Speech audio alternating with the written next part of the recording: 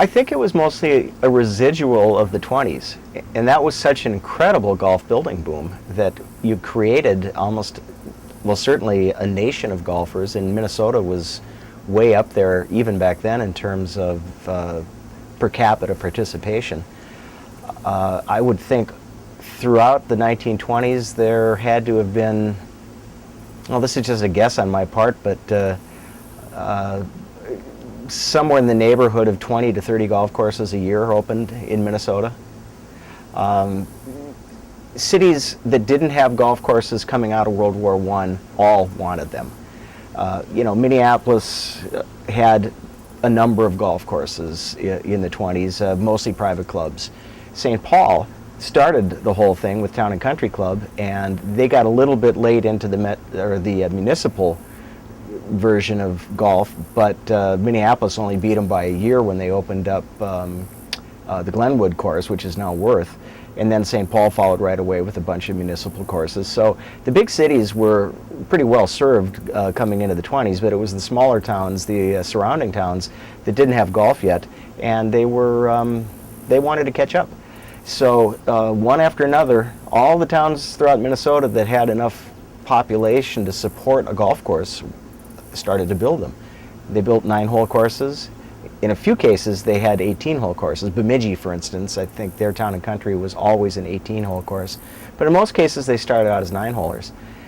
And this was just a continuing trend right up through the end of the 20s. And then when the stock market crashed in 1929, it was sort of a combination of the market had just about been saturated, and also there wasn't any money to do any more anyway, so the whole building boom came to an end within 1 decade. But you had all these golfers that you'd created, people who probably at the start of the 1920s had never played, or maybe had played a little bit, but there wasn't golf right where they lived. All of a sudden, for 10 years, they had golf in their own communities or something very close by. And it was a time of affluence, it was a time of leisure, and the 20s created an enormous demand for golf that really wasn't going to go away just because people ran out of money starting in the 1930s.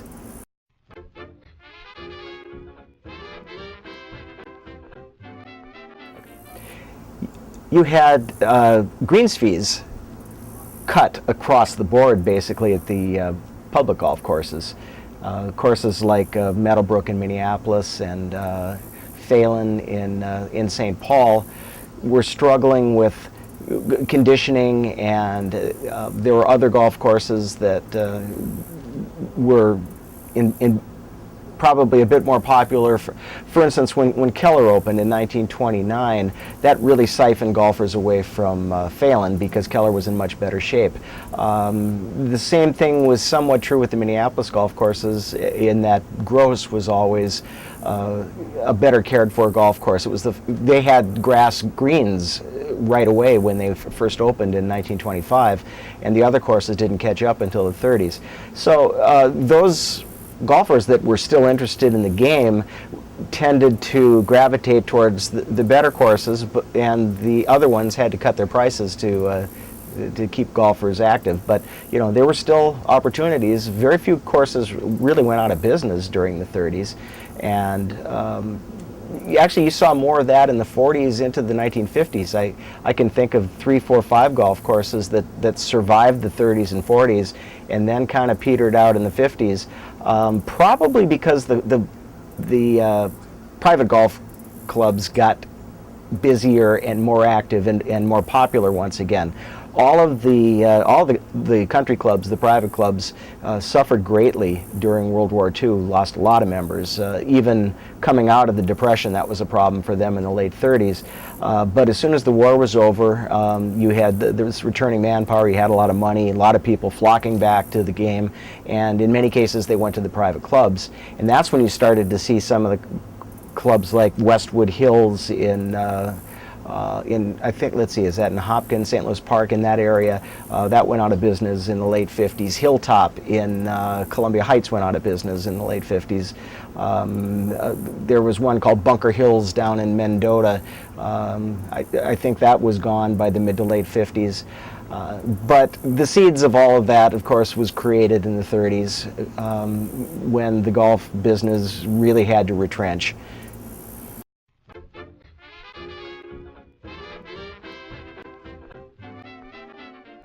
The tournament golf scene in Minnesota was really exceptional given how young the golf courses were, how new the game was to the state of Minnesota. The U.S. Open came here in 1916 to Minnetonka, and they had only been playing that tournament for about 20 years.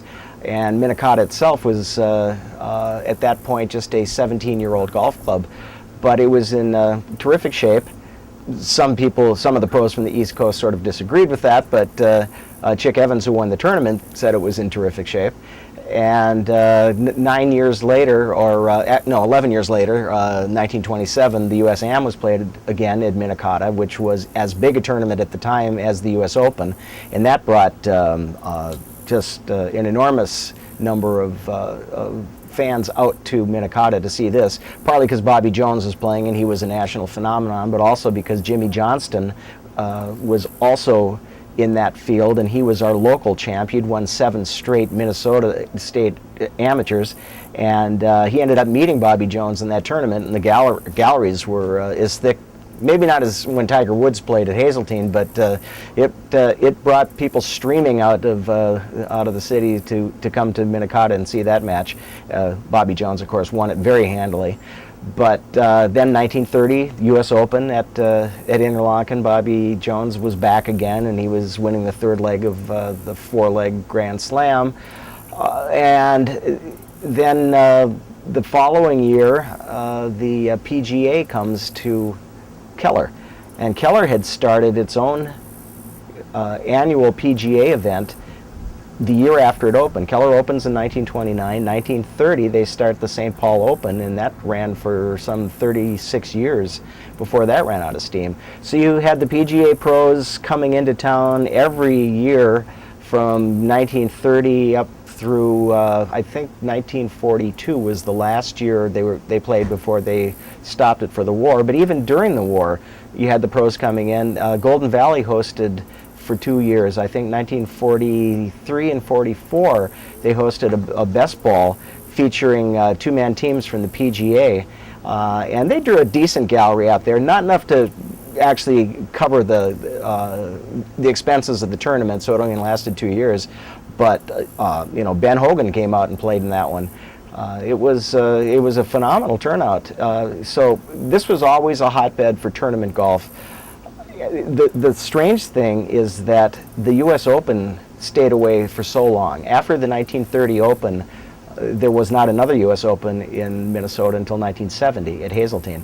And that's the reason Todd Heffelfinger built Hazeltine, is because he realized that none of the courses of that old line were going to ever be considered big enough or have enough room for infrastructure to host a U.S. Open again. So he needed something outside of the metro area that had enough area, that had enough room, and that was big enough, long enough, tough enough to host the pros. But that was the whole point. We had to bring the U.S. Open back here, and that's what Hazeltine was built for.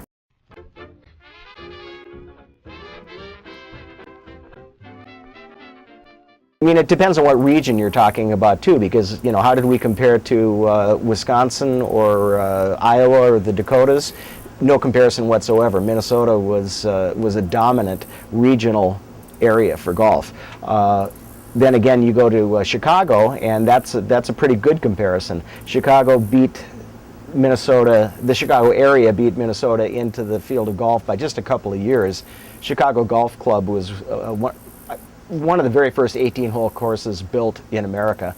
And Town and Country followed up a couple of years later with a 9-hole course, and then by 1907, they and Minnetonka were 18-hole courses. But Chicago had more top-quality golf courses, hosted a few more tournaments than Minnesota did. Obviously, with a bigger population base, You had the USGA trying to bring tournaments back to Chicago as often as they possibly could. Minnesota, they came here, I think, more to spread the game a little bit outside of the metro, or, the biggest metropolitan areas in the country. But also, we had good golf courses here, and we had fanatic golf fans, and we ended up setting attendance records that they couldn't touch in Chicago or the East Coast or the West Coast. So, in terms of golf interest, we compared incredibly favorably to any other region of the country. We always have.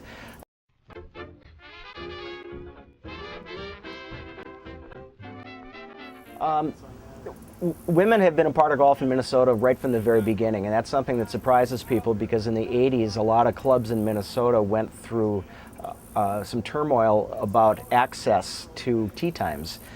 And you would get the impression from reading the news that golf in Minnesota had always been all male and the women had always been kept away from all of the prime tee times. Well, in a sense that was true because Saturday morning always tended to be the time when men played golf, and that was because traditionally, historically, men were working Monday through Friday and didn't get a chance to get out to the clubs. Traditionally, historically, their wives may not have been as much in the workforce, so they had an opportunity to play more during the week than the men did. So the men felt Saturday morning was their time. And that was addressed in the 1980s, and all golf clubs now have equal access to their tees. They have to because the state legislature made sure that that was going to happen, otherwise they'd lose their favorable tax status. But going back to the beginning of golf, 1893 at the Town and Country Club, the first handful of golfers were male, but by the mid-1890s, you could read the local papers, often the society pages, but you'd see every weekday there'd be a coverage of a women's golf match. Town and Country had leagues for women going probably 3 years after they put their holes in the ground. And Minnetonka, when they opened in 1899, they had memberships for men and women. There were, I think when they started the club, there were 350 male members and 250 female members. I mean, this is right off of the bat. And women were not only allowed to play golf, they were encouraged to play golf. There's a funny story that I came across when I was doing some research for my book, in that the caddies at Minnetonka were not very fond of caddying for women, but it was really an economic thing more than anything else. They found that men would almost always finish their round of 18 holes, but fairly often women would state their intention to play 18, but after 9 holes decided that that was enough. And so then the caddy wasn't going to get as much money as he thought he was going to if he took if he had taken a loop for a man. And so the caddies took to hiding in the woods when the women came out to the golf course because they wanted to wait for a guy to show up so they'd get more money. But again, I don't think that you could necessarily say that this is any sort of misogynism. This is just caddies looking out for their economic well-being.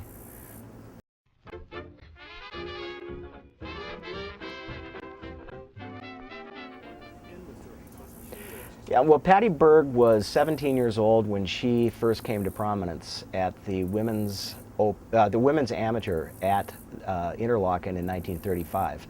She had only been playing golf for a couple of years. Before that, she was really more known in her neighborhood as a football player because she played for the 38th Street Tigers, which was a team that her neighbor Bud Wilkinson had organized, and Patty Berg was the quarterback on that team. But she was looking at the future and thought golf might be something that would be. She wasn't going to go to the NFL or play college football, obviously, so she was looking for something else to compete in.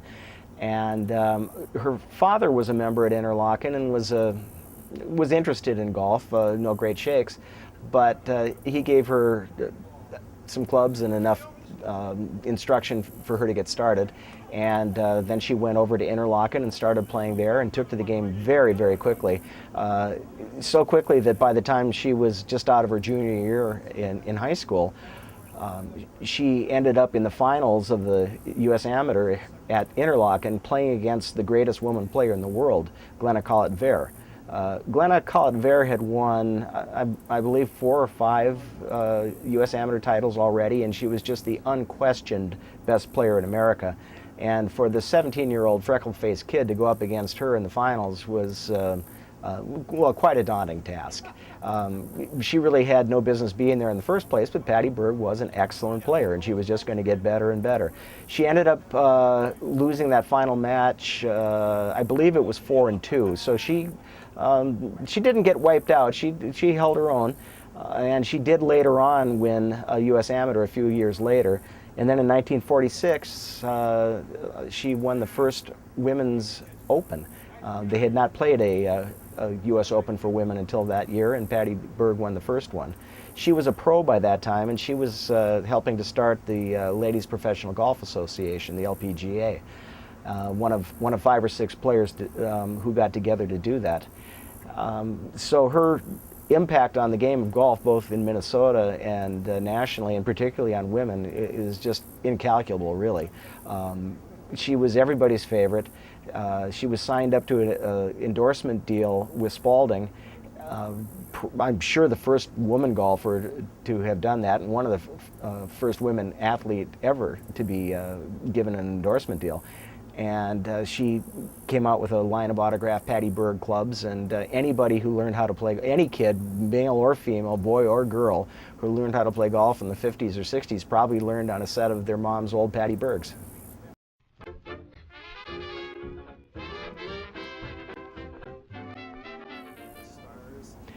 Yeah, actually, Patty Berg was probably a bigger national hero than we had ever had coming out of Minnesota. Jimmy Johnston was huge in Minnesota, but wasn't really well known outside of Minnesota until he won the 1929 U.S. Am at Pebble Beach. And that was an upset in a way, but he wasn't really responsible for the biggest upset in that tournament. Bobby Jones, of course, was just the odds-on favorite to win that one, but he got knocked out in the first round by an amateur named Johnny Goodman, and that was completely unexpected. And so Bobby Jones is out of the tournament in the first round, and all of a sudden Jimmy Johnston really was as good a player that there was left in the field. And he had a couple of tough matches, but after he hit his golf shot off of the beach in his final round, going into the 18th hole to cut the margin against his opponent, it's a famous shot. He hooked a ball on the 18th at Pebble Beach, and it ended up down along the coast with the waves lapping up and down. His ball was actually sitting in the sand, but when the waves came in, it would start bobbling along, and then the waves would recede, and then it would sit on the sand again. Of course, you couldn't expect that ball to stay there forever, so he went down and waited for a wave to recede, and then took a quick stance and knocked it back up onto the hole, and ended up basically getting back in the match by hitting that shot. It's very famous. There's a photo of it at the USGA Golf House in Far Hills, New Jersey. And it certainly propelled him to his greatest win, winning that championship. He said afterwards, you know, none of us are worthy of Bob Jones. You know, he just happened to lose a match that we expected him to win. And you know, Jimmy Johnston was a very humble player, but he was also a very, very good player. And I think that some of the ambition probably left him after that. He didn't want to be a pro. That's the point at which maybe a lot of players would have thought about it, because, you know, with an annual tour stop in St. Paul, you know, there were starting to be more opportunities for pros. It still wasn't a great way to make a living, and he was a stockbroker, and I think he was just thinking that I've accomplished pretty much everything that I ever set out to, and knowing that he wasn't talent-wise the equal of Bobby Jones, he probably figured, well, here I got this great win, and he really did scale down his playing after that. So unlike Patty Berg, who turned pro and continued to do promotional appearances, she ended up doing something like 20,000 exhibitions all around the world. Jimmy Johnston was a more private guy, and you know, after his big triumph, he sort of backed off and became more of a club golfer.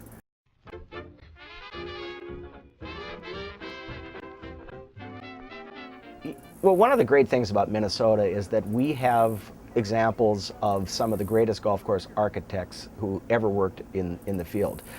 Some of them were bigger at the time than they are now. Some of them have become more famous probably after they've died than they were at the time. But starting with Tom Bendelow, who designed over 600 courses around the United States. He designed the original version of the Edina Country Club, Minnetonka Country Club, the Lafayette Club. He worked on Minnetonka after they went to 18 holes. He was called in to do some design work there. Bendelow was really in the early 1900s considered to be just totally top drawer.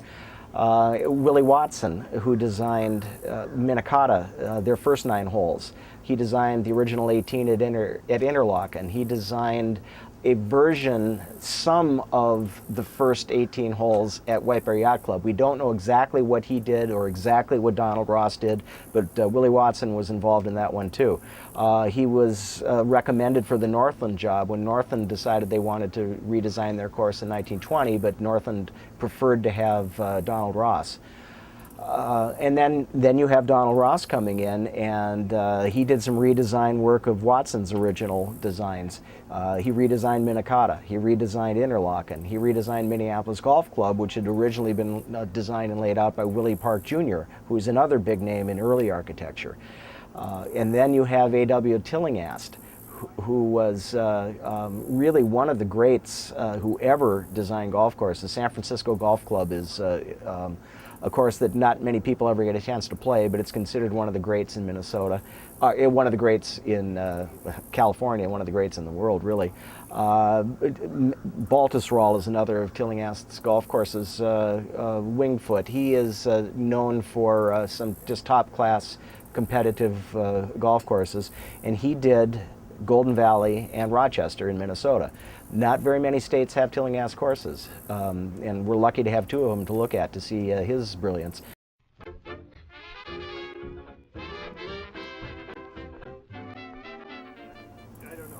Well, even in Minnesota, for instance, some of the older private clubs, Southview, for instance, was a member-built 9-hole golf course originally, and then they asked Tom Varden, who was the pro at White Bear Yacht Club, to come in and suggest whether or not they had adequate grounds to do an 18-hole course. And Varden did them one better. He designed an 18-hole course for them. And so that wasn't unusual for either a club or a town that didn't have enough money to bring in a big name architect to just say, well, how hard can it be? You know, you got a tee over here and 350 to 400 yards in this direction, we can put a green over there. You know, and in some cases I think they probably came up with pretty bad golf courses. In other cases they probably stumbled into some pretty good ones. The trick to being a great golf course architect, obviously, is to get the most out of the land every time you're hired to go there. It's not luck of the draw when you bring in a Donald Ross or a A.W. Tillinghast. They will do a routing that gets the best out of what you've given them. With some of these small towns, however, you know, they couldn't afford Ross, they couldn't afford Seth Rayner to come in here. So they did the best they could, and in some cases they turned out great. In other cases, you know, they needed redesigns later on, but that's happened even with Willie Watson's golf courses got redesigned by Donald Ross, so there's no shame in taking a second look at a golf course and saying, well, let's fix it up a little bit.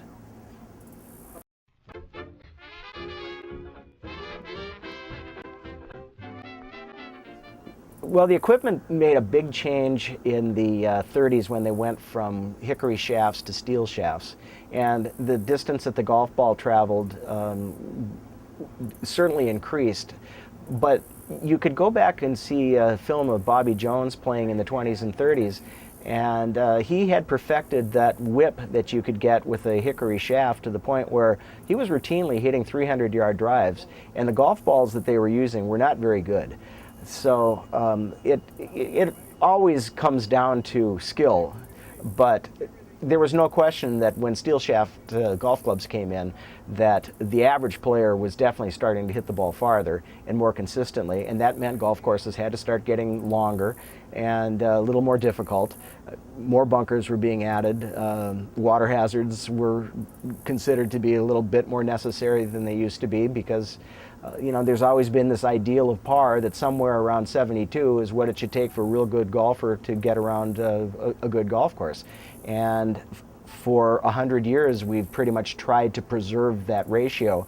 And the only way to do it, if you're going to make the equipment better, is to make the golf courses harder. And they started doing that as soon as the steel shafts came in.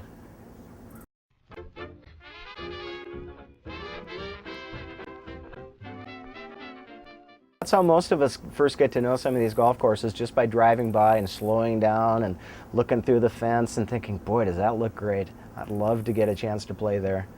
I mean, that was my experience in golf. I was lucky enough I got to grow up playing Northern Country Club in Duluth because my parents were members there. But you know, that doesn't get you access to any other golf course. It's always a question of maybe you could get to know somebody someday, or you know, hey, when I get a job and it pays really well, maybe I could join one of these fancy courses. Because when you're a kid at a golf, even if you're a kid at a private club, you only get to be a member till you're 18, and then you know, you're on your own. You're out in the cold world, and you got to figure out a way to play your golf at a nice golf course just like everybody else does. So it's a goal of everybody who loves the game, is to get a chance to play some of these really great golf courses.